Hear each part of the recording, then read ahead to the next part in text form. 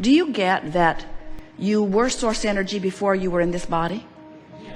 And do you follow our thought that that source energy part of you still resides in non-physical?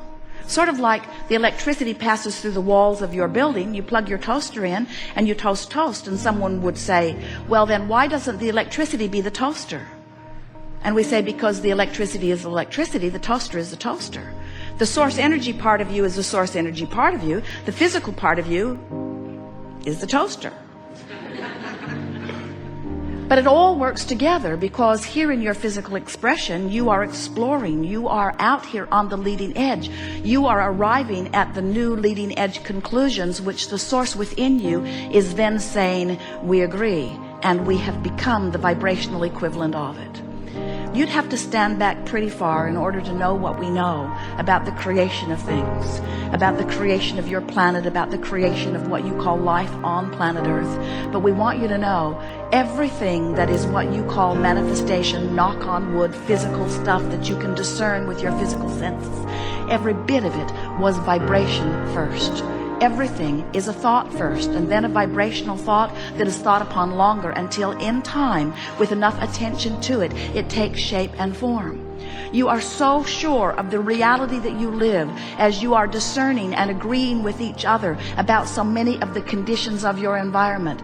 You have divined your time-space reality in ways that you agree. You say, we see this room and we measure it and we come to agreement about how big it is. We know about square footage. We know about measurements. We know about distance. We agree on colors, most of us. We are in agreement with so many things because we are using our physical senses to decipher vibration.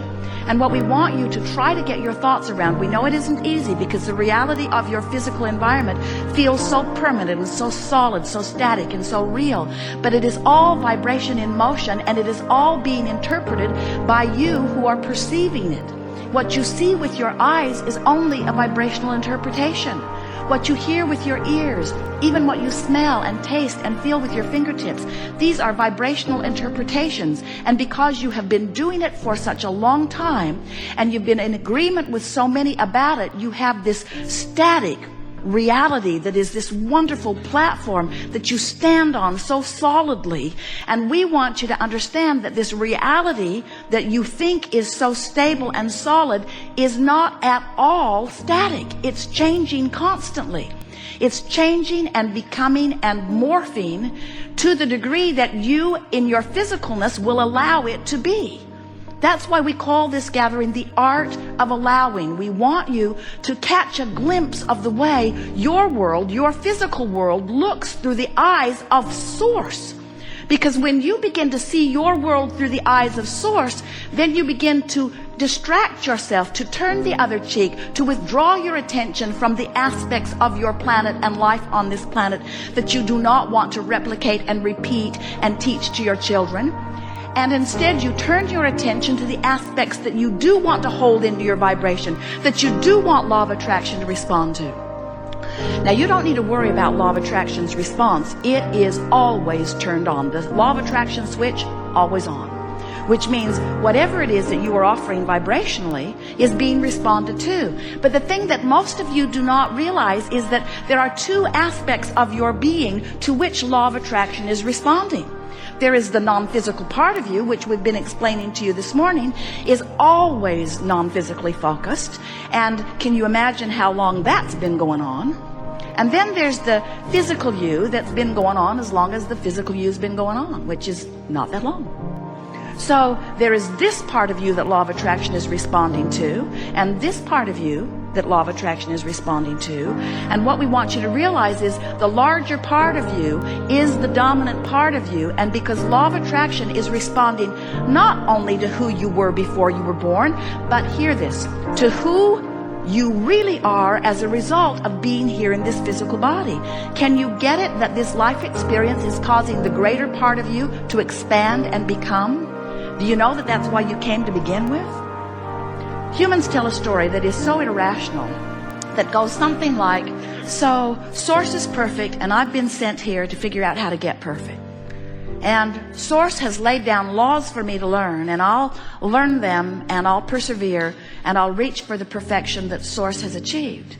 And we want you to understand that that source that you are talking about is always within you. You cannot get yourself away from it. You can pinch yourself off pretty good. But the source that is within you is always within you. And you can tell by the way you feel to what degree your thoughts in the moment are allowing the fullness of source or not. When you feel love for yourself or for another, you are a perfect vibrational match to the source within you. When you feel hatred or anger toward someone else or toward yourself, you are nowhere near the vibrational equivalent of your source. And the vibrational variance between who you're letting yourself be and who you really are is noted to you by your negative emotion. Negative emotion, whatever degree of it you're experiencing, always means to that degree you're pinching yourself off from the fullness of who you are. When you allow yourself in your physical human form to ride the rocket of desire that the source within you is riding, you feel passion, you feel enthusiasm, you feel love, you feel certainty, you feel flexibility and vitality, you are energized, you are in love with life. That is who you really are. And when you feel frustration, when you feel overwhelmment, when you feel anger or greater anger, when you feel rage or disappointment, when you feel fear or depression, you are pinching yourself off incrementally more and more and more and more and more from who you really are. And so we want you to understand that the emotions that you feel are in every moment that you are feeling them, whether they feel like love or whether they feel like despair. The emotion that you are feeling is always, every single time, your indicator of your vibrational relationship between who life has caused you to become and who you're letting yourself be right here in this moment by virtue of whatever it is you're giving your attention to. Talk about moment by moment, segment by segment guidance. Talk about always having a bead on who you really are and what you really want and where you said you really want to go. In other words, this is sophisticated guidance that is with you always once you learn to read it. Your navigational systems in your vehicles are similar. They know where you are. They know where you are. And you program in your desired destination, and the system calculates the route between where you are and where you want to be. And your guidance system is the same way. Here you stand, maybe with not enough money, or with a relationship that feels awful, or with a bodily condition that isn't pleasing you or is frightening you. Here you stand in that contrasting experience, sending out rockets of desires constantly for an improved experience.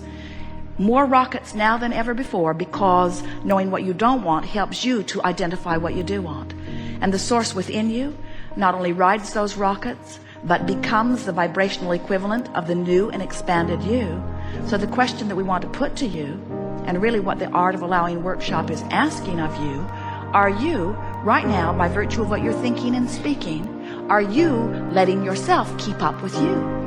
Are you keeping up with who life has caused you to become? And if you are, we'll go right back to the first thing that we said to you this morning. If you are, then you're tuned in, tapped in, turned on. You feel great. If you are, then you are a vibrational extension. You are allowing yourself to be that extended version of you. Then you are seeing the world through the eyes of Source. And if you are feeling negative emotion, then it means that something has your attention, and it is certainly valid. In other words, we know you don't make this stuff up. You're not making it up. You are observing it. You're not deliberately trying to hold yourself apart from who you are. But anytime you feel negative emotion, you are nevertheless doing exactly that. You're holding yourself apart from who you are. So, what we're suggesting is that rather than letting an unwanted event train your vortex, train your vibration away from the vortex, train your vibration into compliance with unwanted things, where you just sort of go along with it because it's happening, we want you to be aware that you have the power of focus. And we want you to be aware that when you know what you don't want a little bit, you put its equivalent in your vortex. So when you sort of don't want something, you sort of want something, and that sort of wanted thing goes into your vortex. It's equivalent. It's the specifics of what you do want are equivalent to the specifics of what you don't want, and other way around. So by the time you've built something into this pathway of what you really don't want, you have, without knowing it, constructed a really specific what you do want over here in your vortex of creation. We call this vortex of creation, it's the bounce and the holding place where the evolved version of you is held in vibrational readiness for your attention to it. It's there. Now, if you're talking about manifestations, then you're probably not all that interested in these vibrational thought ways that have been carved out. But we want you to understand that the vibrational thought way that you've carved out is going to manifest depending upon where you eventually light in terms of your vibrational readiness. So we want to say to you, you can let unwanted things train your vibration into a match with what you don't want, and law of attraction will show you the evidence of where you are. Or you can let the vortex, which is the holding place for all things wanted, train you into a vibrational frequency, and the manifestation of those wanted things will show themselves to you. But what we really want, what we really want, what we want more than all other things put together, what we want, Jerry's always saying, Abraham, what do you want? What we want, what we want, what we want, what we want, what we want, what we want, is that you will accept the construction of these thought ways prior to their manifestation. Because if you will accept the thought ways of these creations, if you will accept the creation of your vortex, if you will accept the creation of the unwanted things, if you will accept that they are being created by your attention and therefore by your creation of thought ways, if you will accept that they are being created long before they manifest, and you will pay attention to how you feel during the creation process, not only two things will happen, two really good things. One so much better than the other, but we're in disagreement with you about which one is the better thing. Two things will happen. One thing is sure, the manifestation of what you're focusing upon the most will happen. It will happen. It's law. It will happen. It's a done deal. It's a sure thing. It will happen. You will get what you are vibrationally active about. Better said, you're getting what you are vibrationally active about. So one thing, it will manifest. But the other thing is, and this is our favorite part of all of this, is that when you accept that this vortex is spinning and that this vortex contains the I know what I do want part of everything that you've been living, when you accept that and you let that vortex train you into vibrational compliance or alignment, then every step of your journey, even before the manifestation begins to reveal itself to you, is fun. It's pleasurable. You're frisky, you're full, you're inspired, you're enlightened. You feel that energy, you feel that enthusiasm, you feel that passion. You feel what a creator feels when you're moving in the direction of who you really are. So we want to remind you that the emotions that you feel are nothing more than, and oh, is it ever important what they are? They are nothing more than your indicator about whether you're moving down a thought pathway towards something unwanted or whether you're moving down a thought pathway towards something that you are wanting. In other words, every time you feel negative emotion, it always means the same thing. You're moving toward unwanted and away from wanted. Every time you feel positive emotion, it means you're moving toward wanted and away from unwanted. In other words, you're the focuser of all of that, period. There is no getting around it. So when you use excuses like it's interesting, or it's happening, it's a world event, and it's happening, and I don't want to be unaware, when you use excuses like, well, I need to be informed, when you use excuses like, well, it's true, when you use excuses like, well, I need to explain it to someone, or they don't get me unless I really get involved, or I won't be taken seriously unless I have a really objective viewpoint about things. There are all kinds of such flawed reasoning, bogus reasons that you use for your explanation of why you focus away from who you are, that we come and get a little rowdy in our explanation that you are the creator of your experience.